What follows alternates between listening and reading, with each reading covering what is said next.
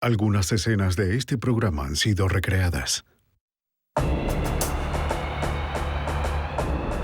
La mafia de Nueva York, una organización de bandas salvajes.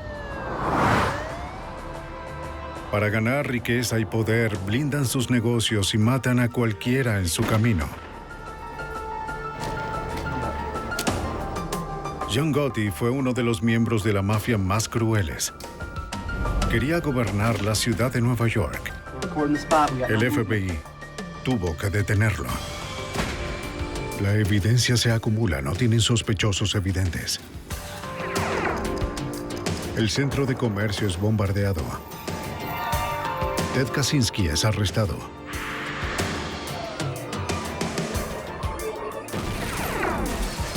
Fugitivo a un prófugo. Los archivos del FBI. Familia criminal Gambino, John Gotti. John Gotti fue ambicioso, poderoso y despiadado. Gobernó con un estilo sensacionalista. Jugó a la fama con los medios y a las escondidas con el FBI. Lo apodaron Don Teflón. No le importaban los cargos, se escapaba. Soy James Castron, exdirector del FBI en Nueva York.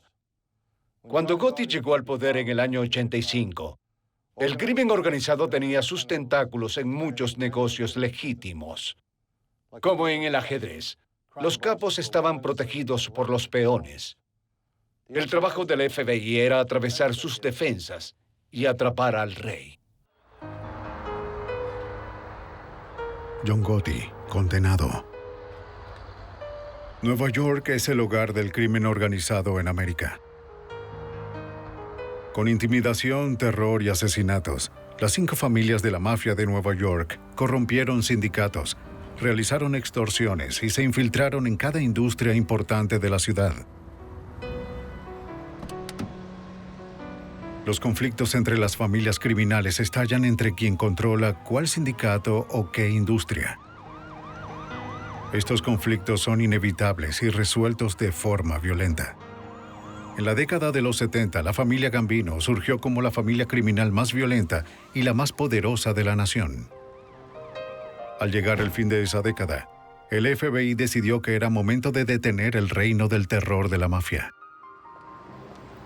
La agencia de Nueva York creó 5 escuadrones asignados a investigar y atrapar a cada familia criminal. El agente especial Bruce Mau fue asignado para supervisar al escuadrón responsable de atrapar a la familia Gambino. Se percataron de que no atacábamos el crimen organizado en Nueva York, así que formaron escuadrones para atacar a estas familias y acabar con el crimen organizado en Nueva York. Formamos el escuadrón en 1980 y nuestro objetivo era la familia Gambino. Los objetivos principales de Mao fueron los líderes de la familia Gambino. El jefe, Paul Castellano, y su segundo, Neil Delacroce. Castellano tomó el mando de la familia en 1976, cuando Carlos Gambino, líder de la familia, murió de causas naturales. El FBI también tenía en la mira a sus capitanes más poderosos, como John Gotti. Los capitanes controlaban grupos de soldados que llevaban a cabo la actividad delictiva para la familia. Los grupos de Castellano cometerían los crímenes, no así el propio Castellano. Atraparlo parecía imposible. El FBI descubrió que todos los altos mandos de la familia Gambino estaban bien apartados. Dicho ejército era conformado por más de 50 capitanes que controlaban más de 300 soldados. Era una sociedad secreta grande e impenetrable. Se podía acceder a ella solo a través de las cámaras de vigilancia. Pero se aprobó una ley contra el crimen organizado que hizo que ordenar los delitos fuera tan criminal como cometer el propio delito. Para poder enjuiciar con éxito la jerarquía de la familia Gambino, el FBI tenía que grabarlos en secreto hablando de sus actividades delictivas. Mao y su equipo tendrían que trabajar de forma paciente y metódica sobre la compleja estructura de la familia Gambino. Les tomaría años lograr ese objetivo.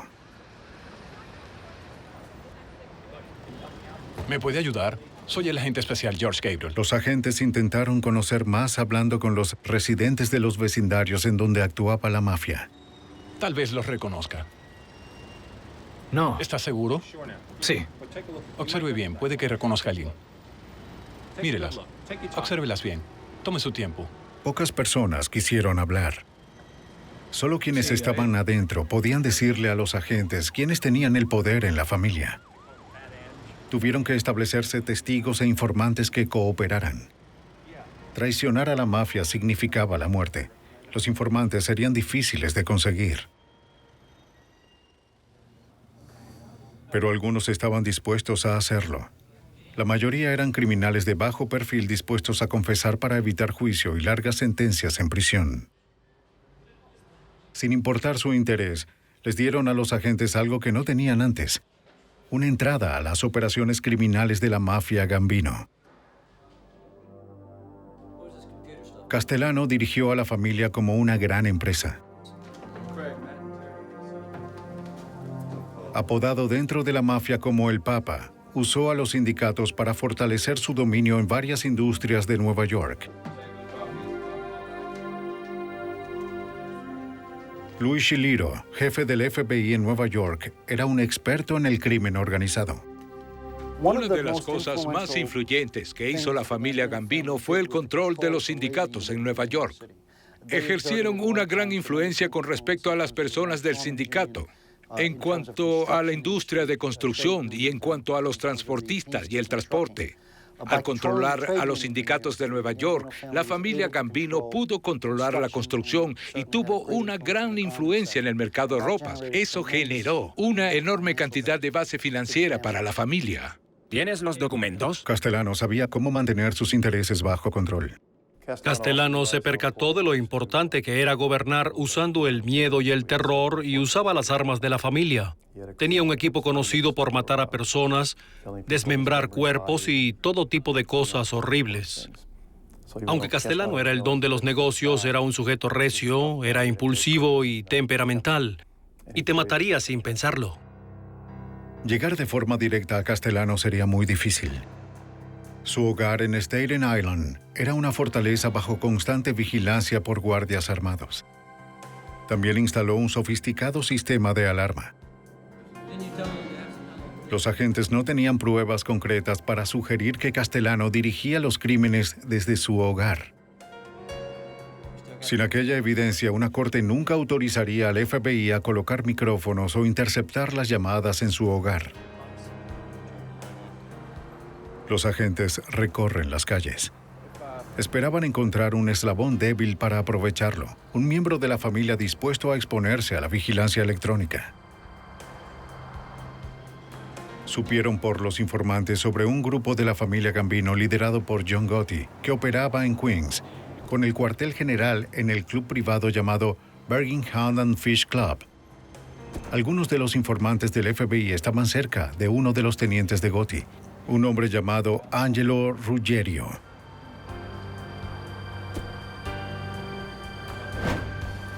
Conocida en las calles como la pandilla más viciosa de la familia Gambino, los agentes creyeron haber encontrado al eslabón débil en el grupo de Gotti. Lo hicimos porque tenía un teniente llamado Angelo Ruggiero, quien dirigía las operaciones diarias de Gotti y su equipo. Angelo era un blanco llamativo porque era muy activo, estaba involucrado en muchas actividades. Además, era un gran hablador. Le gustaba hablar de más y era un charlatán.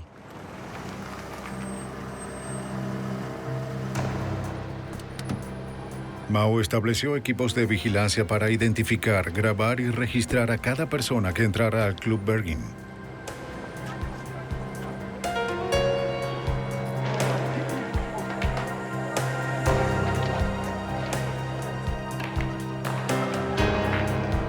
Los agentes supieron que John Gotti y su equipo hacían dinero para la familia a través de secuestros, robos de autos, extorsión y operaciones ilegales de juegos de azar.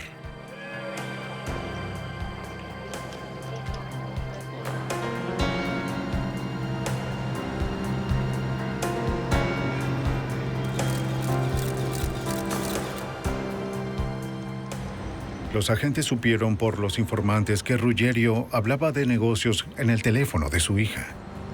Él pensaba que la línea a nombre de ella estaba libre de intervención del FBI.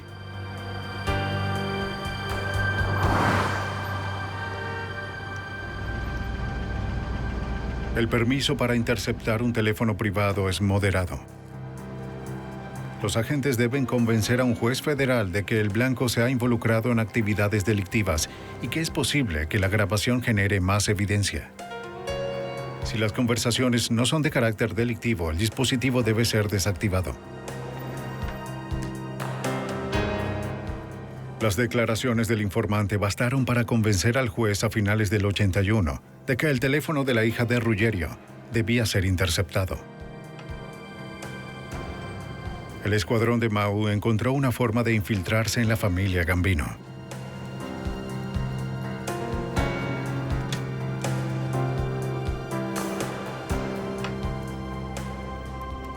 Las grabaciones del teléfono de Ruggerio demostraron ser una de las grabaciones más exitosas en la historia del FBI. Las conversaciones escuchadas por el FBI fueron abrumadoras, pero los agentes se dieron cuenta de que Ruggerio también tenía reuniones en su casa con miembros de Gambino.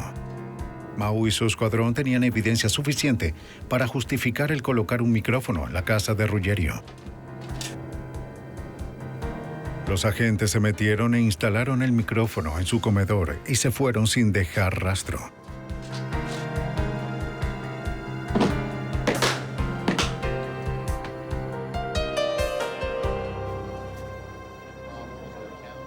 El éxito de la mafia siempre ha residido en su capacidad de estar un paso adelante de la ley. Lo que Mau y su escuadrón no sabían era que Gambino le pagaba a un oficial de alto rango de la agencia. Aunque el topo no sabía detalles específicos, filtró información a los miembros de la familia sobre las investigaciones en curso y las operaciones de vigilancia electrónica.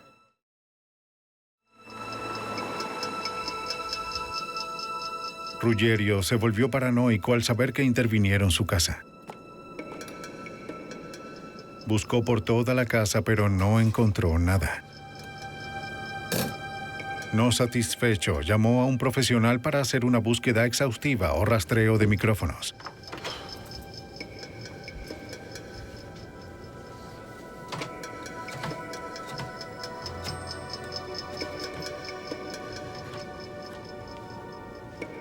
Hola, necesito que revisen mi casa, por favor. Ruggerio ordenó la limpieza por el teléfono intervenido.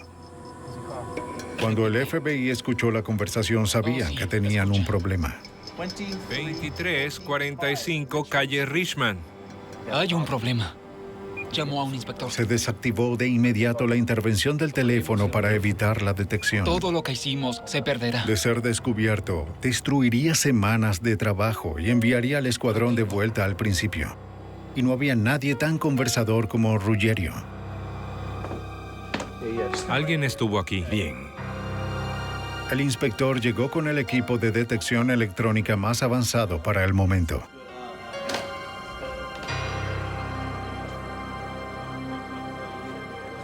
Después de 2 días de registrar toda la casa, estaba listo para informar de sus hallazgos a Ruggerio. 2 días después de la búsqueda de micrófonos en la casa, los agentes arrestaron al hombre que realizó la revisión. Lo que descubrieron fue muy impactante. Le cobró a Ruggerio miles de dólares por su servicio, pero ninguno de sus equipos de detección funcionó. Estafó a la mafia. Por fortuna, le había dicho a Ruggerio que su casa estaba limpia.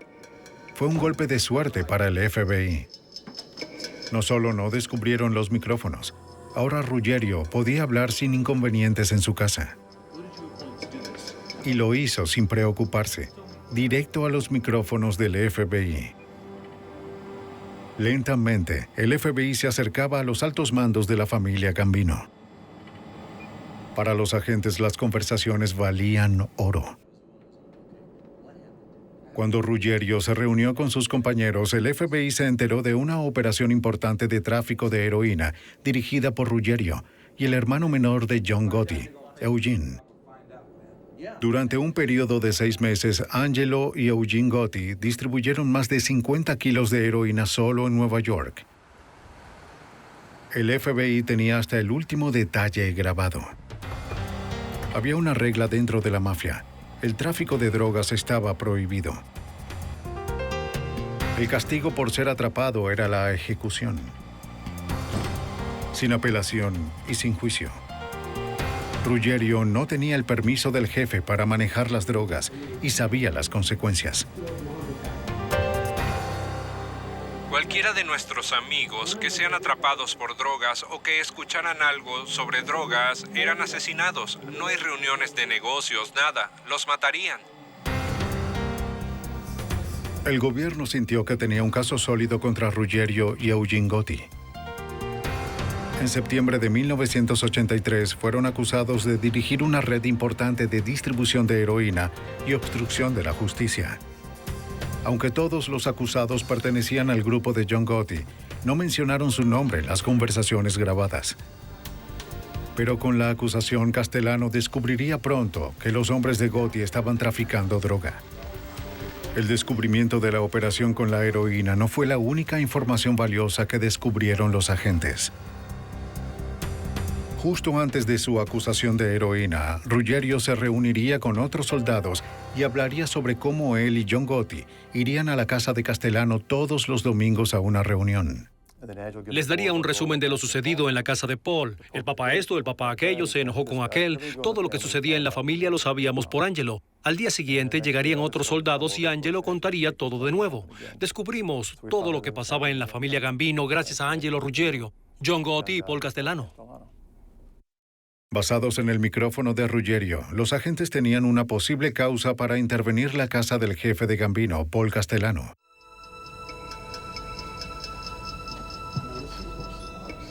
Entrar en la casa de Castellano requirió una planificación detallada y una ejecución metódica. Los agentes lograron entrar en la casa y colocar los micrófonos.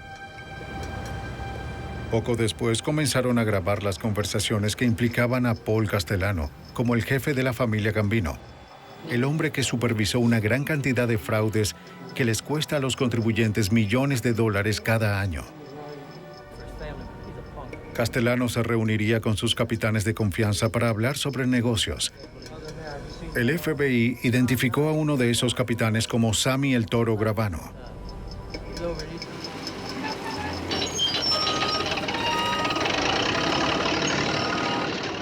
Como su apodo insinuaba, el Toro era fuerte y agresivo. Era boxeador y un físico culturista. También era el principal sicario de la familia. Gravano generó su dinero para la familia en la industria de la construcción. Era un experto en varias actividades criminales, pero su mejor habilidad era el asesinato.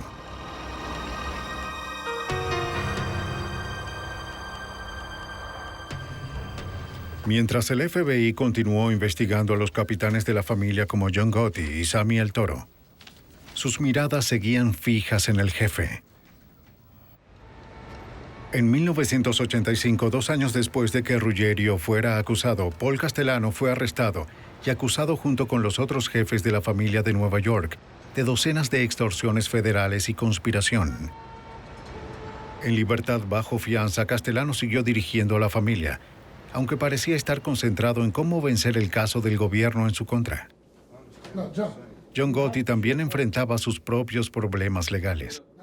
Una investigación independiente liderada por la Fiscalía de los Estados Unidos condujo a la acusación de Gotti y su mentor, el jefe Neil Delacroce, por varios cargos de extorsión. Delacroce y Gotti fueron liberados bajo fianza, permitiéndoles continuar con sus operaciones criminales. Meses después, Delacroce estaba muriendo de cáncer. Había micrófonos en su habitación. Gotti y Ruggiero lo visitaron y el FBI estaba escuchando. Grabaron a Gotti hablando de sus temores de que Castellano podría matarlos a él y a Ruggiero por haber sido descubiertos hablando de sus tratos con drogas y por llevar al FBI a la casa de Castellano. El jefe quería escuchar las cintas del FBI. De la Croce le prometió a Gotti que haría cualquier cosa en su poder para protegerlo. La lealtad de la Croce hacia Gotti estaba causando una ruptura en la familia. Estaba evadiendo al jefe, rehusándose de entregar las cintas a Castellano.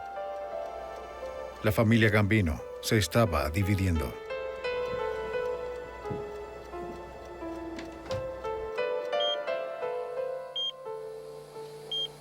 A principios de diciembre de 1985, Neil de la Croce, el segundo al mando de la familia Gambino, muere de cáncer en su hogar.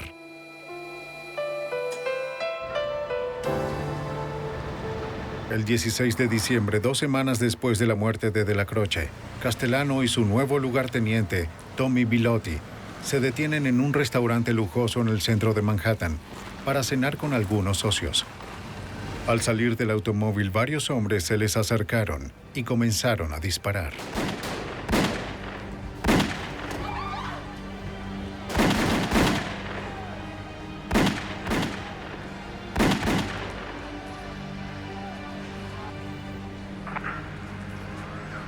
Castellano y Bilotti no vieron a los atacantes. Fueron asesinados al instante. Cuando asesinan al jefe de una familia, el FBI piensa que la persona responsable es la que suele dar un paso al frente y asume el liderazgo de la familia. Era tradición de la mafia rendir homenaje al nuevo jefe, mostrarle respeto. 2 semanas después del asesinato, los agentes vieron a varios miembros de alto nivel de la familia Gambino entrar en el club Bergin Holland Fish. Se estaban reuniendo con John Gotti.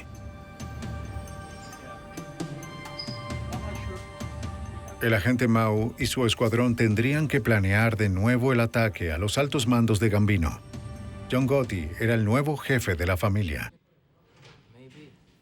Los agentes reconstruyeron su historial criminal y rastrearon su ascenso al poder. John Gotti se convirtió en un asociado de la familia Gambino alrededor de 1970. Impresionó al jefe en 1973 al matar al hombre que secuestró y asesinó a un pariente de Carlos Gambino. Gotti cumplió 2 años de prisión antes de su libertad condicional. Al ser liberado, ganó el respeto dentro de la familia. Comenzó a ganar una gran cantidad de dinero para la familia a través de préstamos y juegos de azar. No, de nuevo. Lo siento. Perdiste. En su vecindario se convirtió en una especie de héroe, organizando grandes fiestas del 4 de julio cada año con fuegos artificiales. El agente especial George Gabriel fue asignado al escuadrón de Mao en 1985. Rápidamente se convirtió en un experto en John Gotti. Se encargó de las ancianas que lo necesitaban. Si tenía dinero en el bolsillo, lo daba. De cierta forma era un Robin Hood en su vecindario. Así era su forma de actuar. Pero, ¿de dónde sacaba el dinero? Matando, robando, manipulando, sobornando, controlando negocios que a fin de cuentas eran ilegales. Además, si a alguien no le gustaba, si no estaba del lado de John, lo mataba. No tenía ninguna piedad, lo mataba. No había forma de evitarlo. Ahora Gotti era el rey. Estaba al mando de una red criminal multimillonaria, hecha de estafas que no sabía que existían. Tenía mucho que aprender. Con los micrófonos y la vigilancia, el agente especial Gabriel y el resto del escuadrón del FBI aprendieron con él. John Gotti se hizo cargo de la familia y tuvo que aprender cuáles eran los negocios. Y a medida que los conocía, nosotros también. ¿Quién poseía qué industrias? ¿Quién estaba recabando qué dinero? Les pedía a los capitanes que le dieran una lista de todos los soldados y sus equipos para así saber quién está en su familia y cuántos. Gotti era el jefe, pero todavía tenía problemas legales. 6 meses después de convertirse en el jefe, fue enviado a la cárcel a la espera de un juicio por apuestas y estafa. Pero la cárcel no lo detuvo. Desde su celda, Gotti ordenó un asesinato. Fue en contra de Robert Di Bernardo, quien fue un socio cercano de Gotti. El asesinato de Di Bernardo fue organizado por Angelo Ruggiero, quien esperaba juicio por la acusación de narcotráfico del 83.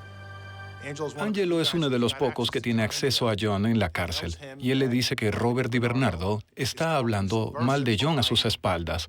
El jefe ha vuelto. Está diciendo que John no es apto para ser el jefe y que deberían nombrar a alguien más como el jefe. Angelo quiere que suceda porque le debe mucho dinero a Robert DiBernardo y no quiere pagárselo.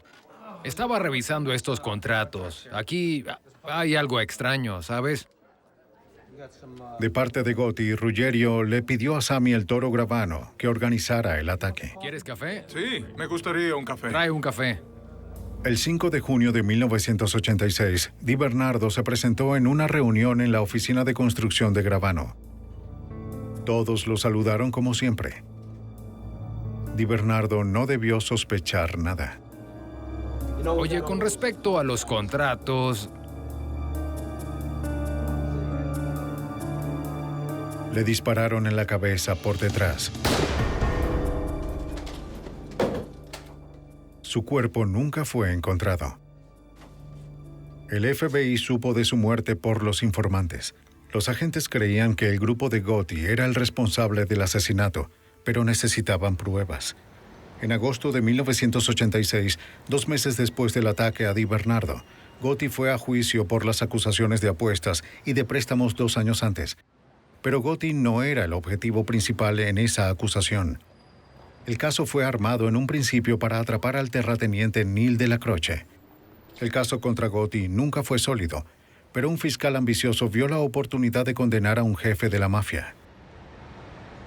Aunque el caso no involucró al escuadrón de Mau, envió a George Gabriel a observar el juicio. Durante el descanso en el proceso, Gabriel se encontró cara a cara con su adversario. Me presenté, le dije, me llamo George Gabriel, del FBI. Trabajo en el escuadrón de Bruce Mau. Me dijo, dile que estaré en casa en 6 semanas. Voy a ganar esta. Le dije, le daré tu mensaje. Y si lo haces, te felicitaré porque habrá sido un buen trabajo de tu parte. Él dice, bien, espero verte. El 13 de marzo de 1987, Gotti fue absuelto de todos los cargos. George Gabriel cumplió su promesa. Después del veredicto, Gabriel fue al club Bergin Hunt and Fish en Queens, en donde Gotti tenía una fiesta de absolución. Felicitaciones.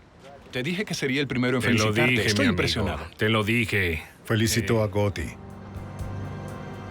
Para la prensa, el público y los fiscales, John Gotti parecía intocable.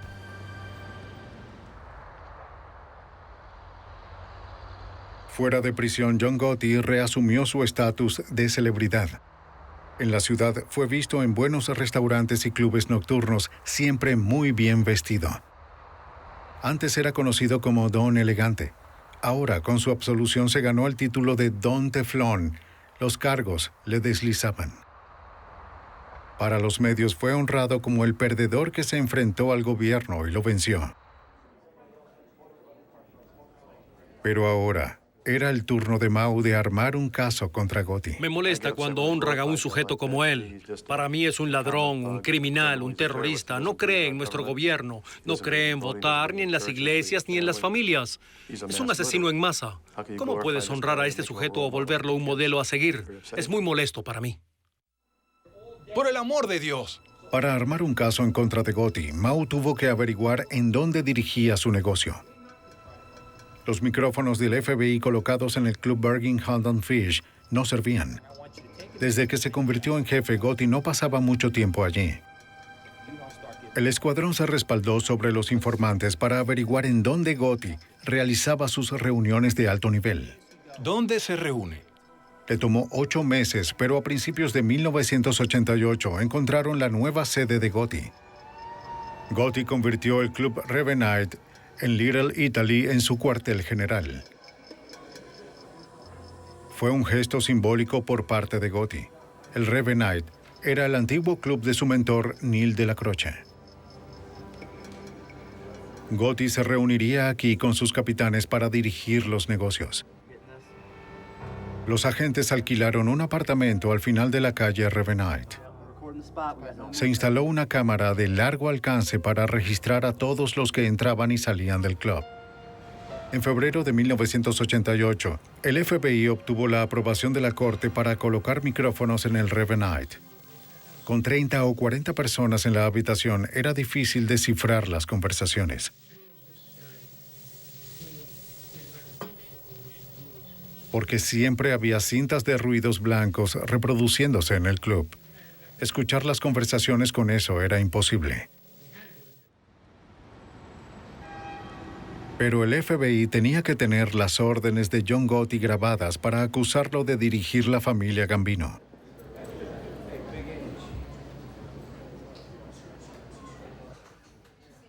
Hasta ahora, los micrófonos en el Rivernight no han generado mucha evidencia. Gotti siempre sospechó que estaba siendo escuchado por el FBI y encontró la forma de evitar que lo escucharan. No, espera. John Gotti era conocido porque siempre hablaba mientras caminaba. Cuando tenía que discutir sobre algo secreto con esa persona, no todos los negocios eran conocidos por toda la mafia. A veces, cuando un capitán tenía que hablar con su jefe, John Gotti tomaba a esa persona e irían afuera. Al salir, estaban evitando la posibilidad de ser escuchados. Sin importar lo que hicieran los agentes, parecía que la mafia anticipaba sus movimientos, a veces incluso los provocaban. ¡Hey! ¿Están ahí? Cuando estaba en la camioneta afuera del Rivernight, golpeaban cada camioneta en la calle y susurraban: "Sabemos que están allí". Siempre me enojaba. Haces lo posible por no hacerlo, pero pasa. Y debes soportarlo.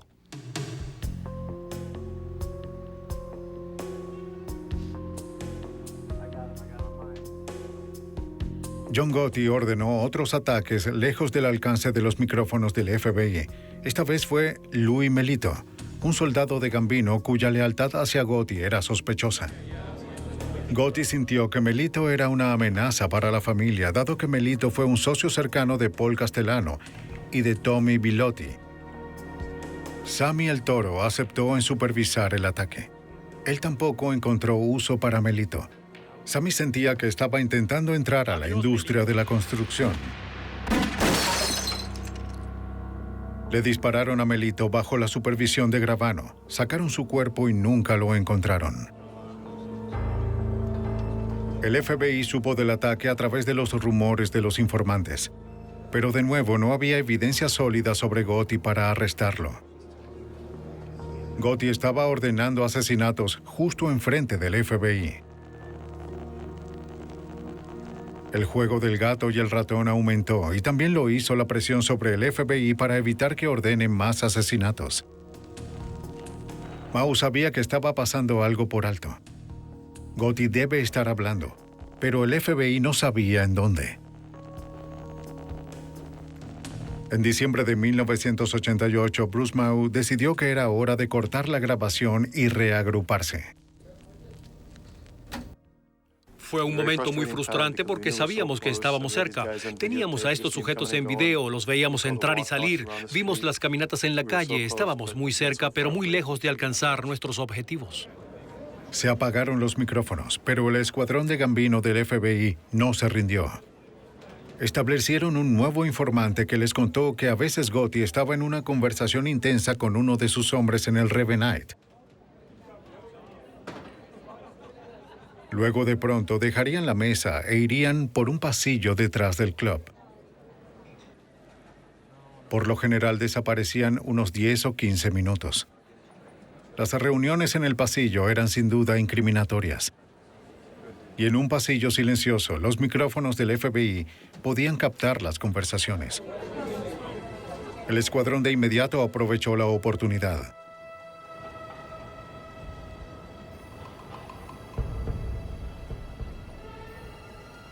En octubre del 89, colocaron micrófonos en el pasillo.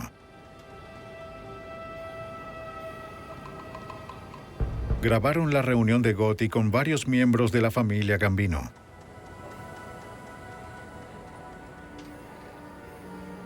El micrófono generó pruebas contra Gotti, pero no la evidencia que necesitaban para encerrarlo de por vida. Gotti tenía que reunirse con sus hombres en otro lugar dentro del edificio. Un lugar donde se sintiera a salvo y seguro.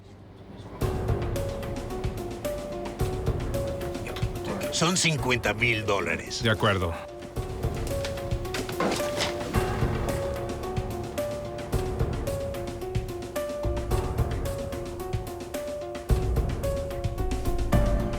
En otoño del 89, los agentes supieron de los informantes sobre otra ubicación dentro del edificio que Gotti visitaba.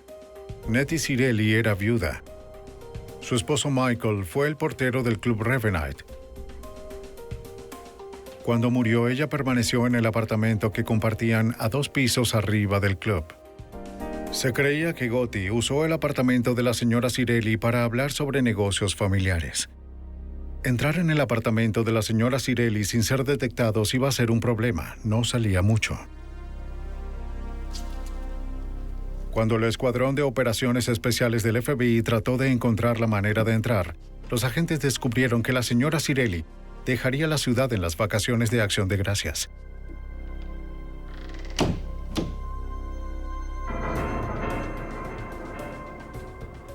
Era la oportunidad que habían estado esperando. Los agentes se pusieron a trabajar. Entraron en el apartamento en medio de la noche y colocaron los micrófonos.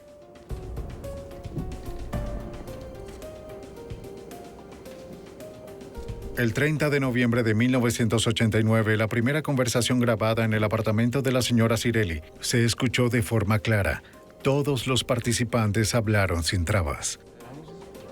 Hablaron sin inconvenientes, sin usar códigos ni palabras ni lenguajes de señas como solían hacer cuando sospechaban de un micrófono.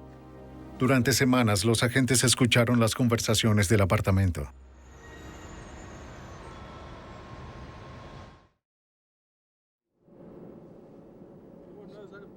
El 12 de diciembre de 1989 obtuvieron la mayor revelación que podrían haber esperado. Ese día, Gotti y su lugarteniente Frank Lacascio estaban en el apartamento.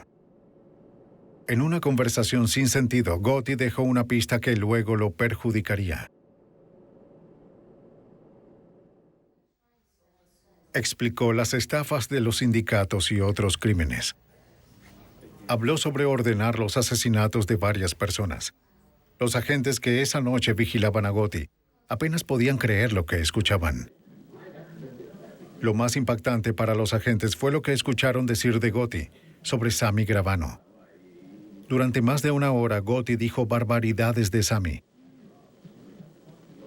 Dijo que Gravano se estaba volviendo codicioso, tomando demasiado de las ganancias del negocio de construcción. Se estaba volviendo muy activo en la familia, no respetaba la autoridad de Gotti. Gotti indicó que los 2 asesinatos que había ordenado eran el resultado de Sammy protegiendo sus propios intereses. Según Gotti, Sammy lo engañó para que asesinara a Di Bernardo y a Melito. Fue una conversación importante porque durante este largo discurso, John confesó 2 asesinatos. Confesó haber ordenado el ataque a Robert Di Bernardo y el ataque a Louis Melito, ambos ante la insistencia de Gravano de asesinarlos. También habló sobre un tercer sujeto llamado Louis Di Bono, a quien iba a asesinar otro compañero de Sammy. John también detalló su control sobre los diferentes sindicatos. También detalló cuánto dinero ganaba en esas actividades ilegales. Era nuestra evidencia definitiva, era la mejor cinta de toda la vigilancia electrónica. Está tardando demasiado. Luego de grabar un par de conversaciones más, el micrófono del apartamento se apagó en mayo de 1990. Para el Escuadrón Gambino de Mao, todos los años de paciencia al fin dieron sus frutos. Tenían la mejor evidencia que podían imaginar y fue el propio John Gotti. Durante los próximos meses, los agentes prepararon su caso en contra de Gotti. El caso contra los altos mandos de la familia Gambino, que comenzó una década antes, estaba por llegar a su fin. El 12 de diciembre de 1990, exactamente un año después de la conversación de Gotti, el agente especial George Gabriel y otros 2 se dirigieron al Club Revenite. Su propósito era arrestar a John Gotti, a Sammy Gravano y a Frank Lacascio. Los oficiales de refuerzo estaban detrás, o eso pensaba Gabriel. Cuando entré al club para arrestarlos, ellos ordenaron un café. Mi compañero, uno de los oficiales y yo ingresamos al club antes que el resto del equipo de arresto. Ingresamos un minuto antes que todos. Así que nos encontramos en el clásico "te tenemos rodeado" y miramos detrás de nosotros y no había nadie allí. Pero no fue un problema. Todos cumplieron con lo que pedimos. E incluso John o Sammy preguntaron si podían tomar su taza de café. Dije que sí, adelante. Tenemos mucho tiempo antes de irnos. En su camino a ser procesado, Gotti le preguntó al agente Gabriel sobre qué se le acusaba. Gabriel revisó la lista y le contó a Gotti de las conversaciones grabadas, sobre todo la del pasillo y del apartamento. Ante eso, Gotti no dijo nada. Días después, en una audiencia preliminar, los tres acusados escucharon parte de las cintas del FBI. Reprodujeron una parte de la conversación del 12 de diciembre. Sammy Gravano escuchó a Gotti hablando mal de él. Por primera vez en su vida, John Gotti estaba avergonzado. No podía creer lo que estaba sucediendo. Sammy estaba más rojo que un tomate de la furia. Y seguían mirándose el uno al otro como, ¿qué está sucediendo aquí? Pero esa cinta sembró la idea en la mente de Gravano de que él y John Gotti no podían coexistir. Uno tendría que matar al otro si alguna vez salían de prisión. Después de escuchar la grabación, Gravano se dio cuenta de que la defensa de Gotti sería culparlo por los asesinatos. Gravano sabía que sería víctima de una trampa. El 8 de noviembre de 1991, Gravano decidió cooperar con el FBI y contarles todo lo que sabía sobre la familia Gambino. Completó todos los detalles que faltaban en las grabaciones sobre cómo él y Gotti cometieron los crímenes en nombre de la familia Gambino y se mantuvieron un paso adelante de las fuerzas de la ley. Gravano preparó los pagos del jurado y de un oficial de alto mando que había estado suministrando información clasificada a Gotti. Los miembros del jurado y el oficial corrupto fueron acusados y enviados a prisión. Gabriel al fin descubrió por qué Gotti pudo evitar con éxito los juicios. Presumía delante de todos. Le gané al gobierno, no tienen nada contra mí. La verdad es que compró al jurado. Sammy Gravano le pagó a un miembro del jurado $60,000 para abandonar el caso. Y así fue como ganó su caso. La pregunta que más necesitaba una respuesta era sobre el asesinato de Castellano. Gracias a Gravano, el FBI descubrió la verdad. Se sembró la idea del asesinato de Castellano cuando Angelo Ruggiero y Eugene Gotti fueron acusados de distribución de heroína en 1983. La operación prohibida ya no podía ser silenciada por el jefe. Castellano descubrió que el caso del gobierno se basó en las grabaciones del FBI de Ruggiero. Castellano estaba furioso. Él mismo quería escuchar las cintas. Los eventos comenzaron a acumularse. En 1984, la defensa obtuvo las cintas y por primera vez todos escucharon a Angelo hablando sobre el tráfico de heroína, el uso de la casa de Castellano, reuniones de comisiones y demás. Por lo que, en 1984, Castellano, como jefe de la familia, le pidió a Ruggiero una copia de las cintas. La tensión entre Gotti y Castellano fue controlada por De la Croce. Cuando De la Croce murió, las barreras se derrumbaron. ¿Cómo marcha el negocio? ¿Bien? Días después de la muerte de la Croce, Castellano llamó a sus capitanes a una reunión. Tommy Bilotti reemplazaría a De la Croce como lugarteniente. Más alarmante, Castellano declaró que el grupo de Gotti se disolvería. Sus hombres irían a otros grupos. Al fin, Castellano había escuchado las cintas de Ruggiero.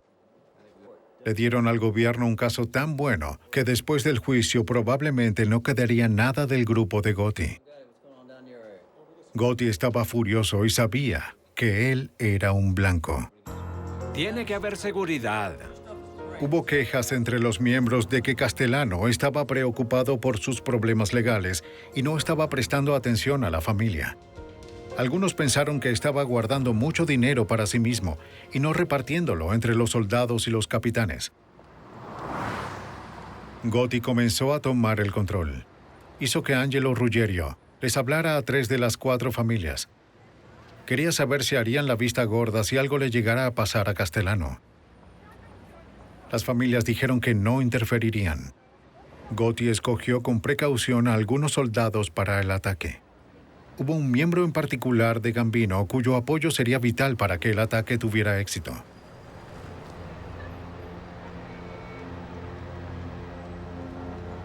Ruggerio fue enviado a preguntarle a Sammy Gravano si participaría en el asesinato de Castellano. Gravano aceptó. Estaba al tanto de la división dentro de la familia. También sabía que John Gotti era lo bastante poderoso para lograr asesinar al jefe. Cuando las otras familias acordaron mantenerse al margen, Sammy sabía que la mejor jugada era apoyar a Gotti.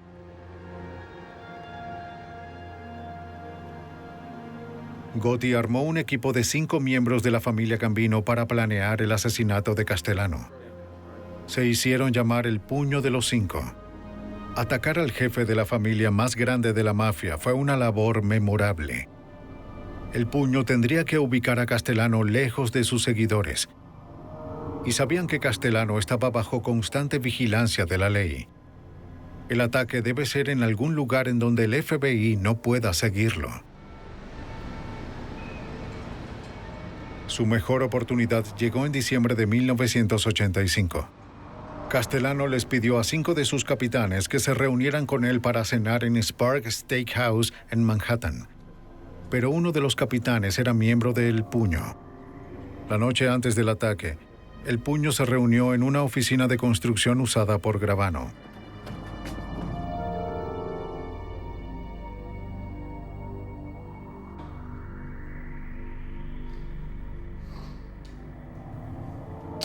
Contrataron a 4 asesinos, 2 para Castellano y 2 para su chofer y segundo al mando, Tommy Bilotti.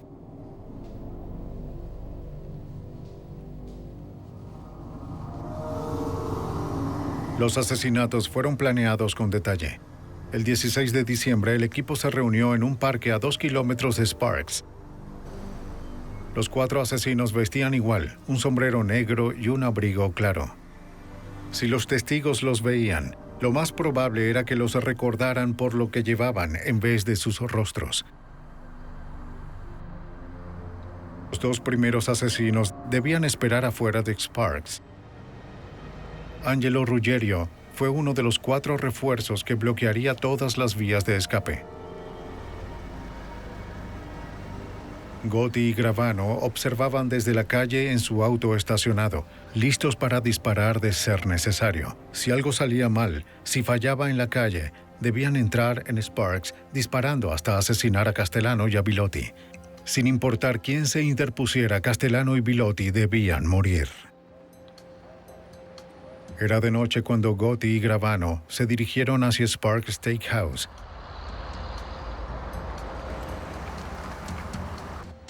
Los asesinos estaban en posición. Gotti y Gravano encontraron una posición estratégica, un puesto de estacionamiento en una intersección en la calle del restaurante. Esperaron en el auto. Castellano llegó tarde. Tal vez le avisaron sobre la conspiración en su contra. A mitad de una conversación con Gotti, Gravano miró hacia su izquierda y se asustó por lo que vio. Era un auto negro con Bilotti al volante y Castellano a su lado. Por un instante Gravano y Gotti pensaron que los verían.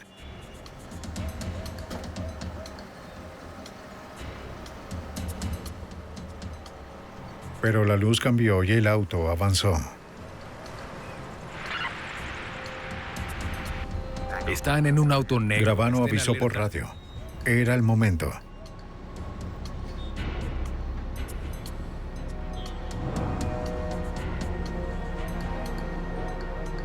Cuando Bilotti detuvo el auto en la acera, los asesinos avanzaron.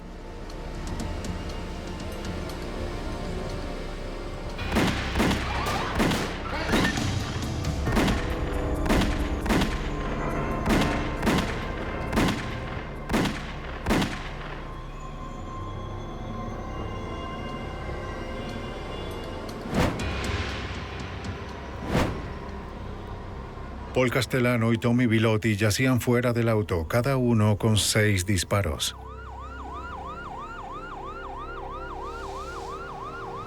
Según Gravano, Gotti se alivió al ver los cuerpos tumbados en el pavimento mientras pasaban. Tenían que asegurarse de que Castellano estaba muerto.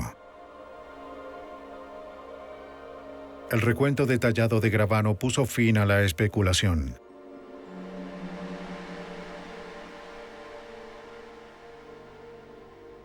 Como parte de su acuerdo, Gravano testificó en contra de su antiguo jefe. Reconoció su papel en 19 asesinatos de la mafia. Sirvió 5 años en prisión e ingresó al programa de protección de testigos.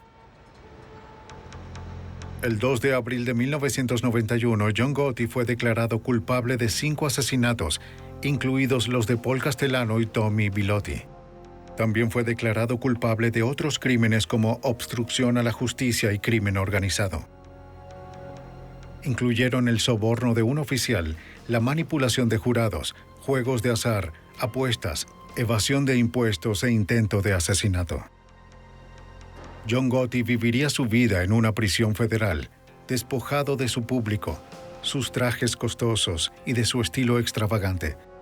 Murió en un hospital de la prisión el 10 de junio de 2002. Las medidas del FBI en el crimen organizado están funcionando. Louis Chiliro, líder de la agencia de Nueva York, es optimista sobre el futuro de Nueva York. Hoy las personas pueden construir un edificio en Nueva York sin ser extorsionados por la familia de la Cosa Nostra.